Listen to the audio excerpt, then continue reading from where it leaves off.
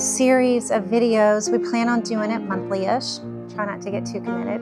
And our big umbrella conversation is creating generous community. So it made sense in our context to start with Betty Hughes. Now, if you are unfortunate enough to not know Betty Hughes yet, I can tell you you've probably never been to a worship service. Betty is one of our treasures, our great matriarch at this church. And one of the many things that I adore about you is you will find ways that we're connected. You're really, really gifted with that. So I'm curious in this space with thinking about the history that you hold of the church. How long have you been here? All my life. Yeah. Soon we'll be 86 years in May. I love that. And you just retired as treasurer. How long were you treasurer? At least 58 years. Yeah. And I know from the stories that we were financially struggling at first when you took over. Oh, yeah. We're talking about the 40s and the 50s. And yeah. Coming out, treasurer was in the 60s, and things were beginning to move a little better, but still families had great responsibilities, and still a lot of farmers in the community, and farmers don't make a lot of money. So, but we always found a way and a way to take care of what we needed to do, pay the pastor and keep the bills paid, and eventually began to put a little aside for big projects that like new roofs and that sort of thing. But and the fellowship hall, you were here when the fellowship hall was built. Well, the first fellowship hall, the one we have there now, is not the original. Oh, I didn't know that. Yeah, the first one was only just one little narrow room. Probably it was the width of the church, but probably no more than, I think, maybe 20, 25 feet wide. Okay.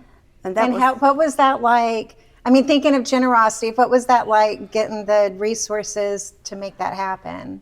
It was not easy. That was the only time this church has ever borrowed money. Okay. And it was less than $5,000. And it was paid back less than 3 years. But we didn't have bathrooms, and we didn't have a kitchen or running water. And that small fellowship hall enabled us to have the bathrooms and have a small kitchen, so we had a place to have fellowship meals, which was the beginning of a lot of activities in our church. Yeah. And then we had probably the first vacation Bible school was because we had the small fellowship hall. And you were here when the pavilion was first built. Oh, I think I might be responsible for that. The reason for the pavilion was we always put up a big tent, and it was like a circus tent, a large tent. And it took a lot of people to put it up, and they would usually put it up on a Friday afternoon because our fall festival was on Saturday. And so every time they would go to put it up, my husband Horace would say, "I sure wish we had a pavilion. We didn't have to do this every time." And not only was the thing, their tents are hot in September is always hot. And not only that, a lot of times it would rain, and it would cause, in fact, we lost some poles and had to pay to replace those big poles because they would break from the weight of the water. Yes, I could see that. My sister, she was just the dearest person in my life other than my husband. Ed and I, should have been twins, but we were 8 years apart. And I just admired everything she did and loved her dearly. And she had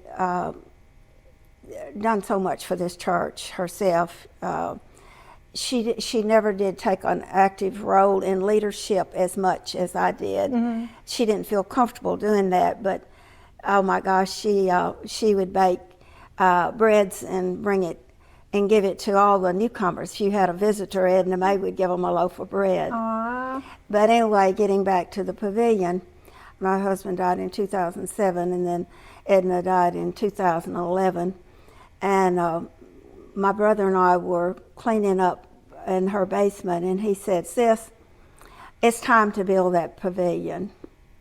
And I said, "You're right." I said, "It's time to do that." So I came and talked to Tom, the pastor, and I said, "Tom, I want to build the pavilion." And he said, "What size?" And I said, "Well, I want it big enough to be able to have some real activities in, not just a tiny little one." Yeah. So the trustees then went about researching with the county and getting approvals and all of that. So, but I'm not going to take credit for the whole thing, because Martha Killebrew gave the funds to put in the electric and the sound system. And then the Leahy family, who had grown up in this church, Barbara was Barbara Holt. She and Calvin, her twin brother, and her sister Jane gave them funds to build the fireplaces. So, of course, much has been done to improve it since then, but to me, the pavilion has been such a blessing to this church. Yes, it has. Because it's not only been used for our purpose, but the community has used it. Yes. And and you know, you saying that's one of the many things that I adore about this church, that the spirit of generosity towards the community. And because I remember when I first came, trying to get a feeling of what was allowed in the pavilion or in general, and hearing, well, it's for the community. And I love that. And that's not a given at every setting. Well, but what do you think shaped that sort of spirit towards the community? Well, one thing about anything, if you don't use it, then it's just loses its value. Yes. And I mean, if you park a car and not move it, then it's not going to do very well. But not only that, why not share it with the people? And people have had birthday parties, and they've had anniversary parties and picnics, and it's just nice to do. It is nice. There's been wedding and funeral and dances and movies, and it's been used a lot. But I really celebrate that that's part of the culture of this church, is having that generosity outwards. And I in the time that you've been here, how far out does it go? What sort of mission connection have you witnessed here? One of the youth groups wanted to take a mission trip, and they went to Haiti. And they found out there that if we could donate a goat to a family, what a blessing it would be to those families, because it was always a female goat. Okay. And they would use the milk for the family, and then any offspring they had from it, they could sell, and it would generate money. So many of us bought goats every year and gave to them. And then on one of the last probably mission trips to, I think it was not always, it was some of the church people, but not always young people. They built a school. Oh, wow. And that school was such a blessing, because they had kids that couldn't read or write. And the sad part about it was it got filled up, and these 17 and 18-year-olds wanted to go, and there was no room for them. So we take for granted that education is so easily done, and it's not. Yeah, you're right. And so that was one of the great things that we've done. Yeah. We were one of the contributors to one of the first Habitat for Humanity houses in Fairview. Oh, neat. Gave a nice contribution to that. And I remember when an African American church in our conference, I think it was called Caldwell Church, was built in a floodplain, and so many times it was damaged with water and flood. Yeah. So they finally made a decision that they were going to move to a higher ground. And our little church made a nice contribution to that. I love I thought that that. was so great. Yeah. And I love that, how we can be generous with each other. Yeah. I know that we were one of the founders of GraceWorks also. our pastor was one of the ones, because he said that that way they could monitor, not let it be an abusive program, because Yeah. they had a select group that would make the people go through counseling if they used it more than one time. And so it's just like anything else. As a collection of churches, Yeah. you're much stronger than you are trying to go it on your own. Absolutely. So that was one of the things we've done. We have, while June Johnson was youth, they contributed to that heifer program where Yeah. they buy a cow. Yeah. So many people have lost homes in our community, and we've stepped up to help them. Yeah. We had a young guy that had MS, and he needed a ramp to get to the pool. And one of our members stepped up, and she said, "I'll pay for that." I love that. And so they built the ramp to help that person to get to it. One of the things that I think is so important about having a community sense of generosity is the way that it makes all of our lives better. Yeah. And I'm wondering, in your time here, how have you felt that spirit bless your life? This congregation has always been such a loving and supportive.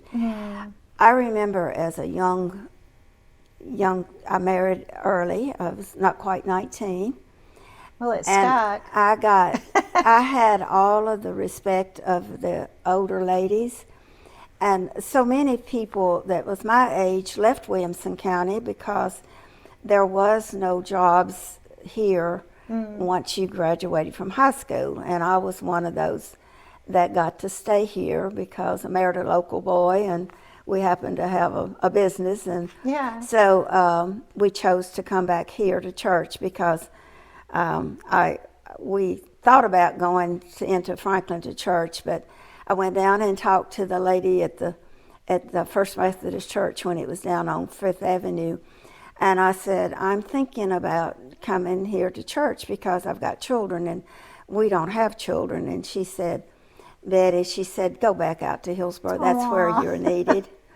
And I guess in a way that was probably the best decision. I know for the church it was, because Yes. there was so few of us that stood by and saw it. But people like Mr. Otto Green was one of the first people that I can remember in this church that really impressed me. He did everything. I mean, literally, he served as our song leader. He served as our superintendent of Sunday school, because we were a 5-point charge. Okay. And every other Sunday we didn't have preaching, so he would lead the church in whatever we did. It was usually Bible scripture, Okay. a lot of songs, and we did announcements, and then of course we had our Sunday school. So we could fill an hour really, really well. But our church, as in the Methodist Church, we have the benevolences that was due every year, and they assessed us with an amount, and they were to be paid by the June conference. So if we didn't have the money in the treasury to pay for it, Mr. Green would get in his car, and he would go to the homes, to the workforce. And my daddy was a farmer, and I remember more than one time that he would come to the field where my daddy was, and he'd say, "Mr. Dill, we need to pay the conference our benevolences. Can you help us out?" And my daddy always carried his billfold in his overalls, and he would reach up and pull his billfold out, and he would hand Mr. Green the money. And as long as I've been in this church, we have met our apportionments 100%. Yes. I'm so grateful for that legacy, because that's That's not a given, but that's a big deal. The apportionments, or I think they call it connectional fees now, or connectional dues, but that's what keeps our whole denomination running and our witness around the world. We fund Africa University with that. We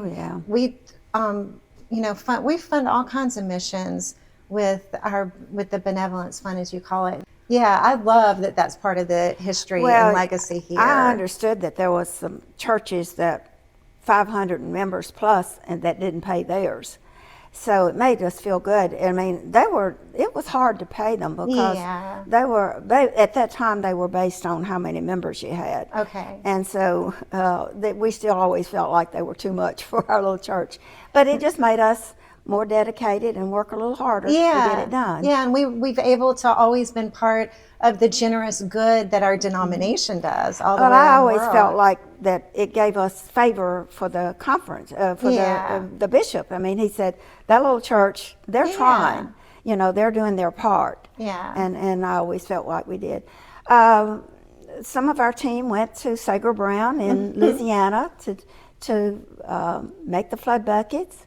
One of the stories that impressed me a lot over the years, and it may not have been, I don't know exactly how to put it. Horace and I were blessed to have a lot of young people that worked for us in the grocery store. And some of them need guidance. Yeah. And some of them we had need guidance.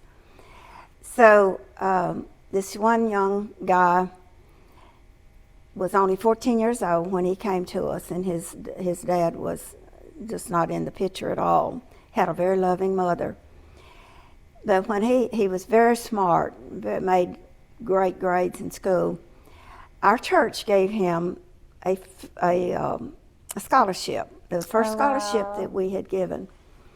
And he went on and finished college, got married, and came back and bought one of the quilts at our fall festival because he wanted to give back to the church. Yeah.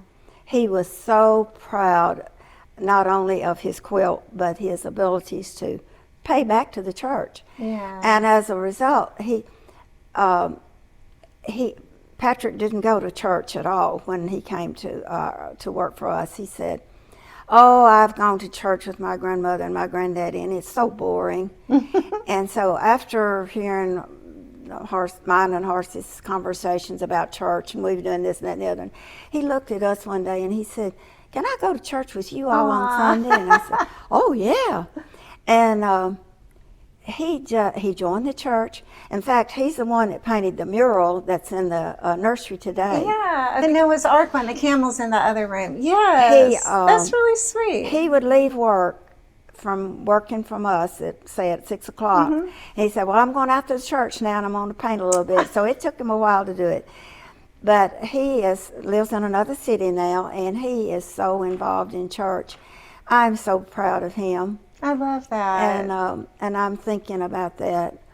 And I love how feeding in and being kind and generous towards each other multiplies like that. Absolutely. Yeah. My mother was a very strict disciplinarian, and I guess in a way that is one of the reasons why I love church, is because it was, to me, it was a disciplined place.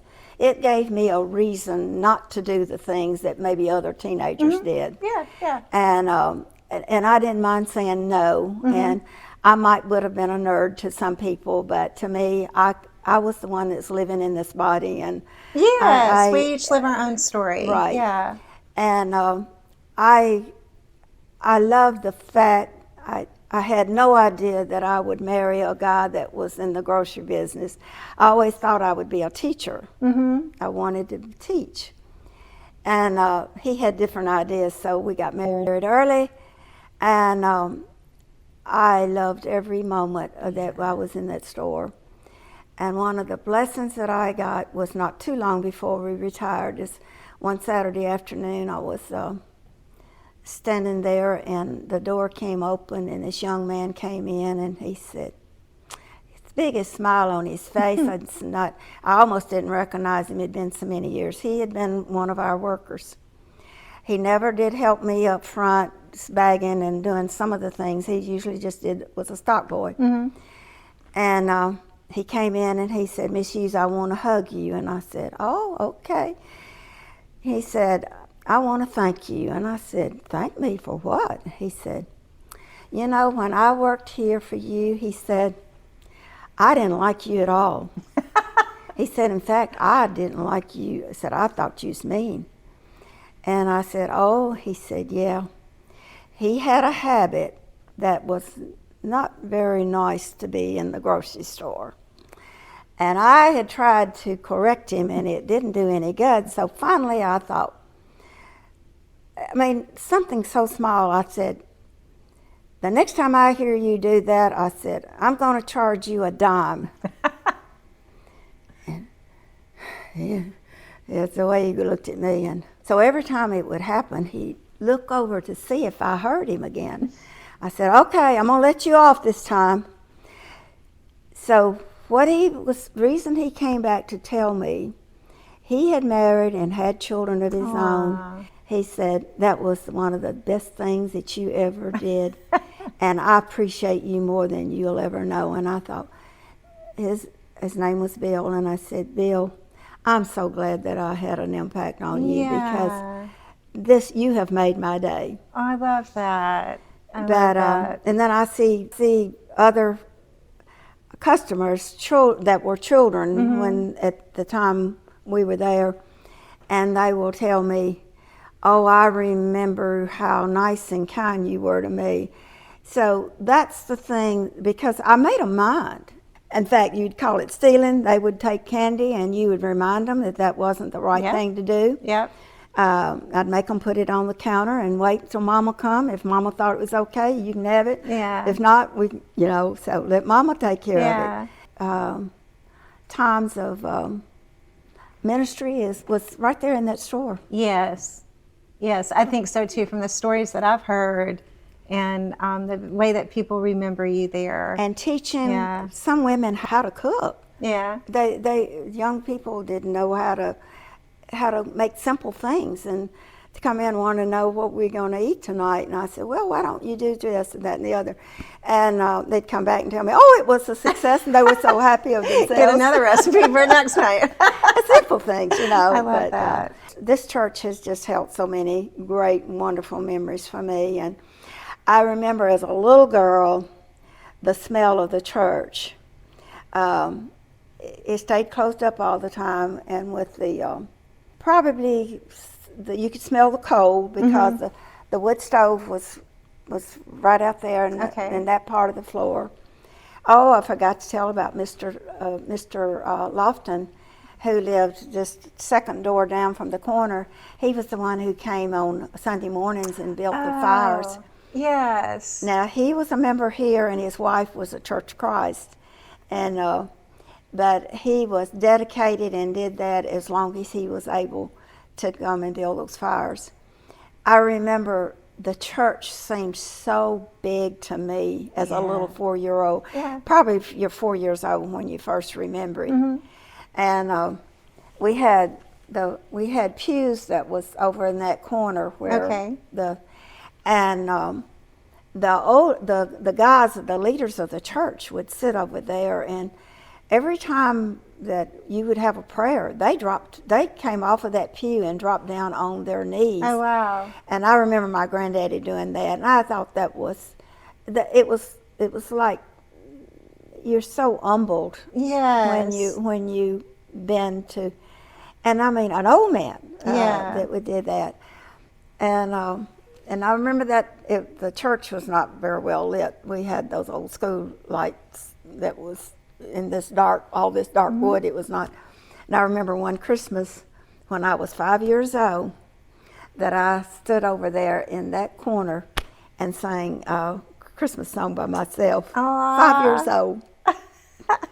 I was gutsy. Very brave. Yeah. I was gutsy. Yeah. We're sitting here under one of the Reverend, oh, the Reverend Blessing. Brother Okay. Blessing. And I know that people donated for these windows and just so many ways and so many hands and generosity of spirit that have come together to make this church what it is in our life and in the life of the community. And in my experience, you are a huge part of that. So many people have asked me about the story of the stained glass windows, and especially the three big ones, they have a story to tell, and I would like to tell that sometimes. Yeah, this window was the one my family gave, Horace and Jonathan and Kathy. Yeah. We donated those. And those two behind up there they were given, we took the money that was given when my mother died, and we put those in. But several families took, and then some of them it took 3 or 4 families to pay for them. But that has brought such beauty to this sanctuary. Yes, it has. These glass windows. It is.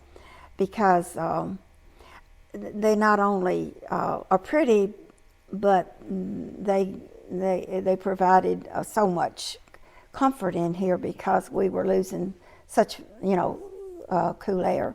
The only person that I didn't get around to telling is about Mr. Taylor, Mr. and Mrs. Taylor, because when they came in the 60s, our church was pretty rough. It was not the beautiful church we see today. The pews are the same, though we didn't have the Hughes edition. But she came in, and the first thing, our floors were the old pine floors that you painted. Okay, yeah. And so she said, well, we need some hardwood floors in here. So put hardwood floors, put central heat and air in, changed out the light systems. We had new lighting. Of course, we upgraded the paints and all of that. And they just gave and gave and gave. And that was in 1989, we decided that we needed a bigger fellowship hall. This was while Mr. and Miss Taylor was still living. And we put it out that for everybody to give what they wanted to, what they could afford to give towards building the church, the new fellowship hall. And Mr. Taylor, he was one of my strongest supporters. He would come by my house and he'd say, "Now, Betty, how's the finances going?" And I'd always relate to him how we were doing, and he'd say, "All right, keep up the good work, keep up the good work." So anyway, he finally said to me, he said, we're going to build this, but before we could build, we had to buy additional land. We didn't have enough land to put the building on because our lot was like a pie shape. It went into a narrow corner back here. Okay. So where the pavilion is today was part of the county Board of Education. So before, as we were making plans to build this new fellowship hall, which is the one we have today, in the meantime, he was meeting with the county, getting okay to purchase that land, and he bought it and they paid for it themselves. And then he said, "Now, I don't want you selling this," but said, "Whatever we don't collect, whatever you don't get elect for to go towards this fellowship hall," he said, "we'll take care of it." And that he did. I love that. And you would never know the man had anything, and you didn't know that he did anything, because they never went around patting themselves on and the I back. think because you spoke of the practice of humility with the talking about the people praying on their knees, and I see humility and true generosity woven together. That if we give something waiting to see what we get back, that's not generosity. No. But whenever we're able to show up and be present and give of our resources, whether it's time or money or even just forgiveness and attention and love, whenever we're able to show up and give with humility, then it multiplies and becomes contagious. And it's beautiful how that ripples out. Well, Mr. Taylor was one of those guys that at one point, Goodwill had gone by the wayside in Nashville. Now, he owned businesses in Nashville. Okay. So they moved out here from Nashville. And he loved people, and he would go to the post office every day, and the homeless people, or the street people, he would call them, he would take time to find out why you are where you are. Yeah. And he found out. He'd come back, and he was in our Sunday school class, and I loved the stories he would tell. And he'd say, well, this guy, his family lives in Ohio, and he's kind of a misfit, and they're glad he's down here, but they send him a monthly check, and he comes to the post office and picks up his check. Well, he found out that Goodwill was, I think it was non-existent for a good long while in Nashville.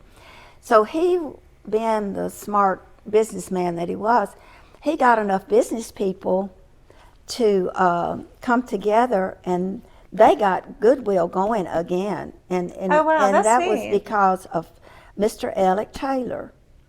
And as I've told you the story about our ministers retiring without a pension, Yeah. and Mr. Taylor knew that and realized it, and he said it's not fair. Yeah. So he went and challenged the bishop and the superintendents and whoever else needed to hear it, that we need to start a fund to have a pension fund for our retired ministers, because they're retiring without a Social Security and no pensions. Yeah. And so, God bless Mr. Taylor. bless his heart, Mr. Taylor. Yeah. Every way I look around, I can see him. And Mrs. Taylor, she was a little spitfire, but I love the fire that was in her eyes, because it was always good, because it was for the betterment of the Hillsboro Methodist Church. I love that. And she respected my opinions, and so many times. In fact, she and I had the conversation about the stained glass windows, and bless her heart, she died before we ever got the first one in. Oh, wow. That was she and 3 other people. That was the reason why we have those windows. But she was a dear. I know that it's just a small snippet of our history, but it's a really beautiful snippet. And to me, it does speak to that idea of generosity, of spirit, and of the way that we relate to the Well, community. I've said a lot of times, I think I've done just about everything in this church except preach. So whenever you're ready, you let me know. No, okay. That will not be a day. But I only had like 9 months of piano, and they had nobody to play the piano. So I started playing the piano when I was 14 years old and played it for years. I love that. As best I could. Yeah. But every time I get a chance, I didn't even have a piano at home to practice on. I had to come up here, and 14-year-olds didn't drive, so. Right. Right. That's wonderful. Thank you. I appreciate you. And thank y'all for joining us. We will continue these conversations, but I pray that God's Spirit takes deep root and fosters generosity in your life. And thank you for being part of the generosity of this church. God bless.